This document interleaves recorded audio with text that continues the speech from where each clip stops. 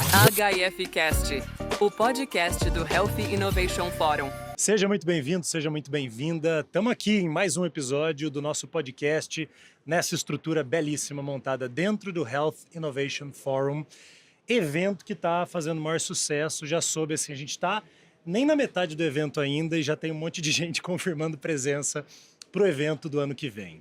É porque o debate é muito importante. A gente está falando de medicina, mas acima de qualquer coisa, a gente está falando de pessoas e de como toda essa estrutura hospitalar de atendimento do Brasil pode se tornar mais inteligente, mais conectada e, obviamente, mais humana.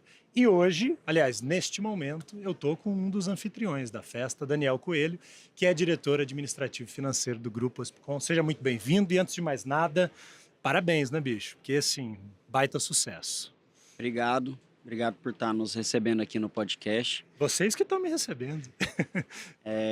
A gente fez esse evento, projetou ele de coração, porque a nossa missão é salvar vidas. E quando a gente mostra o futuro, que na realidade já é presente em alguns países, como por exemplo a China, a gente cumpre o nosso propósito. Como é que vocês, Daniel, pegaram essa ideia, pegaram esse sonho, a expertise, um monte de parceiro e chamaram todo mundo aqui para Goiás, para Goiânia e falaram, vamos iniciar um movimento, porque isso é muito mais do que um evento, né? É um movimento de percepção de algo que precisa acontecer. Como é que vocês conseguiram isso? Me conta um pouco dessa história.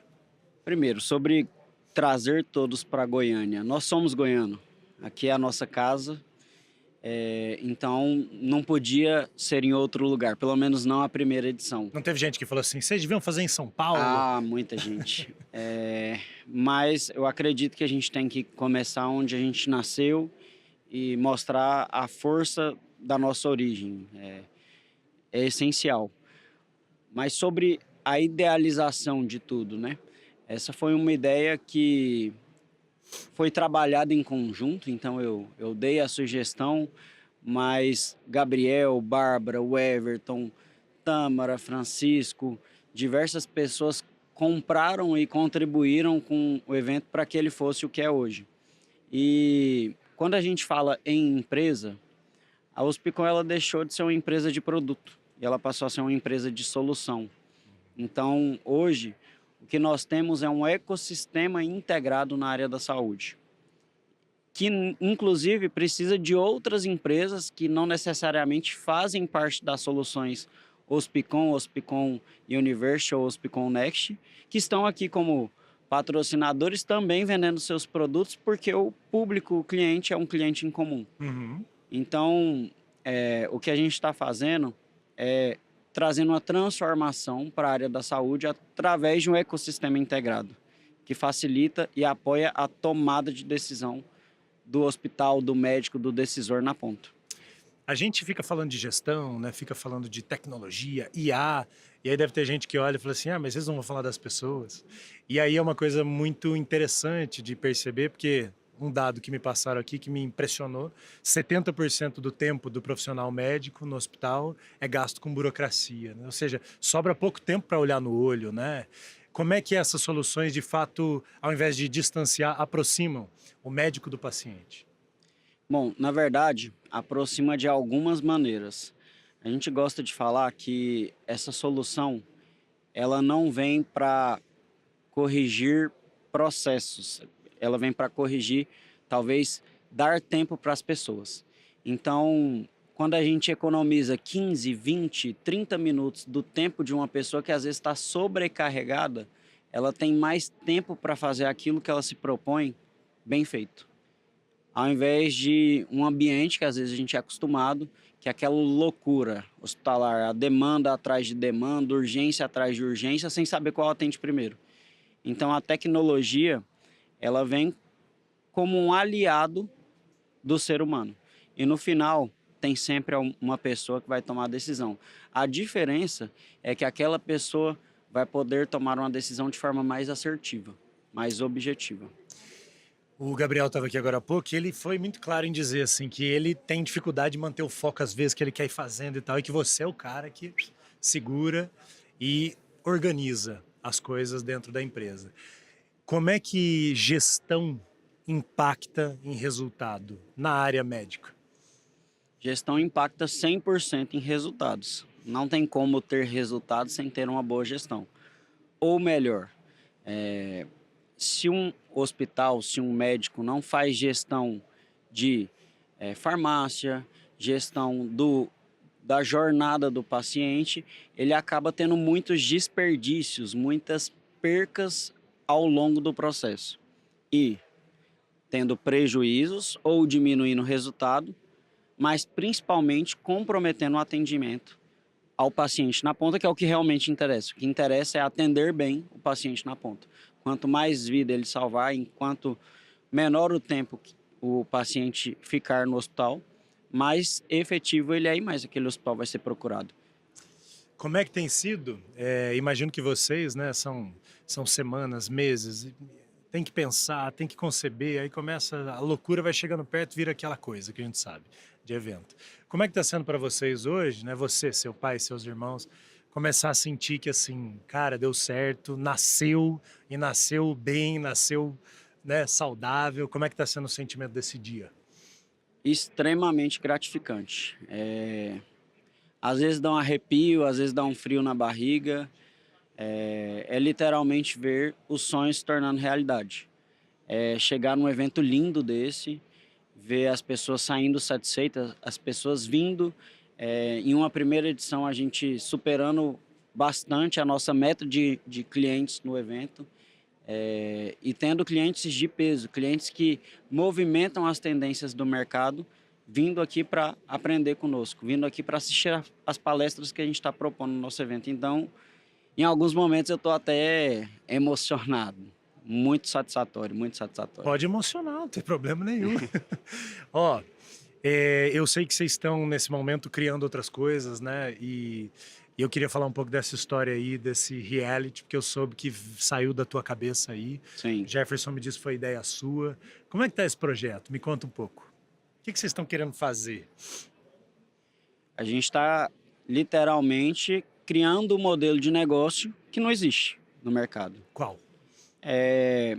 Primeiro, é um reality show de culinária, onde o cliente, a pessoa que assiste o reality, ele pode comer, ele pode experimentar, ele pode pegar, sentir o cheiro.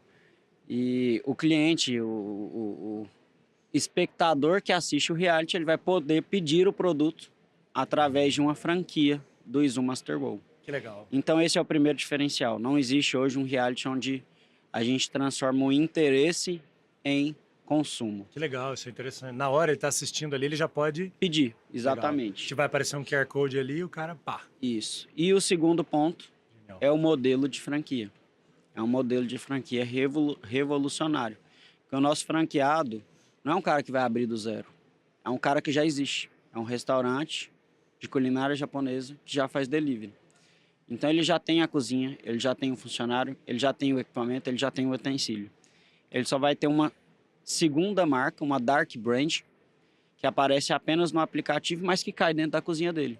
Então quando a gente une esses dois modelos, a gente está falando de um novo negócio que eu nunca vi no mercado, tá? Muito legal. Previsões de lançamento, quem que está participando, conta o que você puder contar aí, porque como é o Jefferson que vai editar isso aqui, se tiver alguma coisa que ele não pode falar, ele corta. Não, mas eu não, tudo que a gente vai falar é permitido aqui. O reality ele vai ser lançado em março, a previsão é para dia 17 de março.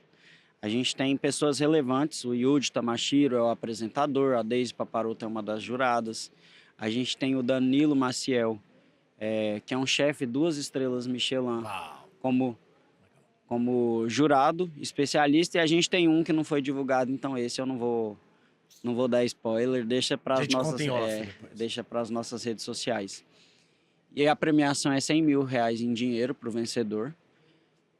Por isso eu acredito que vai dar muito certo. Além disso, a gente vai ter 8 episódios soltados semanalmente no YouTube, onde na final quem vai escolher o vencedor não são os jurados. É o público que vai poder consumir os pedidos através do aplicativo. Muito legal. Aí você vai ter, você falou que tem uma rede, uma franquia, então onde a pessoa assistir no Brasil, ela vai conseguir pedir. Se tiver franquia, sim. Se tiver franquia, sim. Muito Isso. legal. Genial. E eu soube que você é um cara com olhar para as pessoas, né, Daniel, na questão da gestão. Até me disseram assim, ó, pergunta sobre processo de gestão de pessoas e tudo mais. Tanto um projeto como esse, um projeto na área de produção audiovisual, super moderno, quanto este que nós estamos aqui nesse momento, todos eles dependem dessa mobilização de pessoas. Como é que é essa cultura dentro da Ospicon? Como é que vocês trabalham isso? Essa pergunta é muito interessante, porque se eu fosse definir uma prioridade, essa prioridade seria pessoas. Sem pessoas a gente não faz nada. Então, inclusive todos os projetos, talvez eu tenha tido alguma ideia, mas o projeto, da forma que ele acontece, participou da opinião de várias pessoas. Então, pessoas são essenciais do início ao fim. É um evento que vai atingir pessoas. Então, a gente trabalha muito com cultura.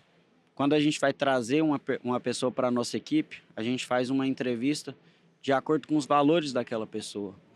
De acordo com se valor é uma melhoria contínua é um valor nosso. Qual foi o último curso que você fez?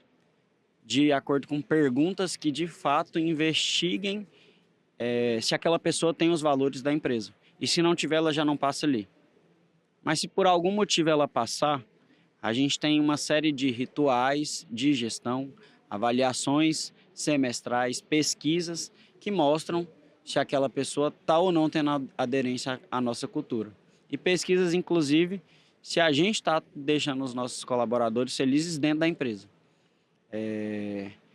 Então, no final, são pessoas que fazem acontecer. E a nossa gestão é 100% pautada nisso. Pessoas e resultados. Hoje são quantos funcionários, em quais segmentos, assim, o grosso da equipe está onde dentro da Ospicon? Hoje, no grupo, a gente tem cerca de 410 colaboradores, eu acho que é algo assim, talvez um pouco mais. 50 são administrativos do grupo.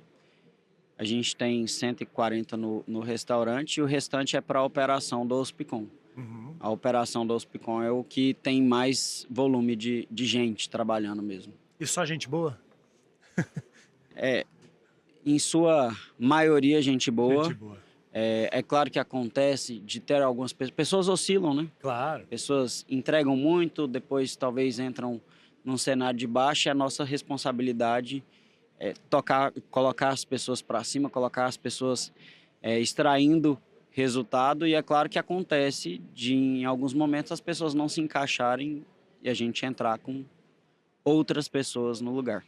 Que estejam mais alinhadas à cultura. Mais alinhadas à cultura. Daqui a pouco eu vou te liberar, Daniel, porque você é anfitrião, você tem muita gente aqui para conversar.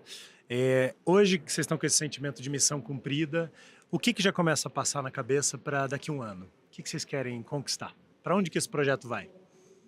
Bom, a gente já, antes de fazer isso, a gente já estava pensando do próximo ano, que a gente espera ter 3.500 pessoas, muito mais marcas junto conosco. Enfim, um projeto muito mais grandioso falando de Health Innovation Forum. Mas enquanto Ospicon Next, esse é um projeto que foi criado para ser global. Então nós temos a primeira subsidiária, que é a doutora Mia, que já fala mais de 40 idiomas. Então a barreira de território acaba sendo um pouco baixa. Uhum. A gente, depois de validar, de fazer um volume de clientes no Brasil, a gente vai replicar essa solução para outros países. Como é que é essa solução? Me explica. A doutora Mia é uma assistente médica de IA.